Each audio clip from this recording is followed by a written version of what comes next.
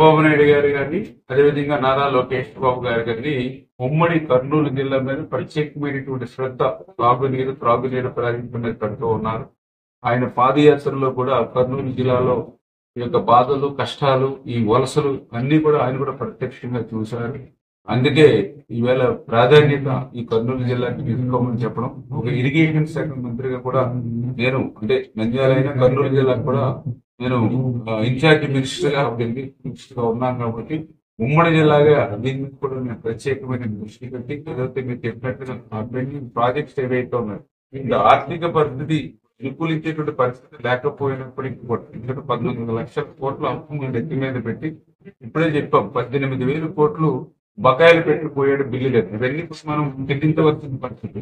ఇప్పుడు కూడా మేము ఎవరైనా మంత్రులు నలుగురు కలిస్తే ఇప్పుడు మొన్ననే మేము సత్యకుమార్ గారు ఏదైతే మన ఆరోగ్య శాఖ మంత్రి ఆయన నన్ను అడిగాడు ఎన్ని అప్పులు ఉన్నాయి మీకు బిల్లు లేదంటే నేను 18,000 కోట్లు అన్నాను.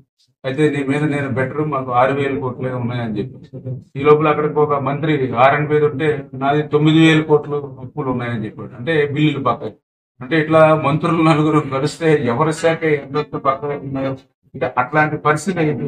అయినప్పటికీ కూడా ఈ రోజు పరిపాలనా దక్షత ముఖ్యమంత్రి చంద్రబాబు నాయుడు గారు ఉన్నారు, పవన్ కళ్యాణ్ గారు లాంటి వాడు ఉన్నారు, వీరిద్దరికి పైన నరేంద్ర మోడీ గారు అందరూ ఉన్నారు. ఖచ్చితంగా మీరు చెప్పినట్లుగా అత్యంత వెనకబడినటువంటి యొక్క కర్నూలుకి అత్యంత ప్రాధాన్యత ఇచ్చి పెండింగ్ ప్రాజెక్టుని 1 by 1 ఒక్కొక్కటి ప్రయారిటీగా ఏం చేస్తామని తెలియజేస్తాం. Okay, thank you.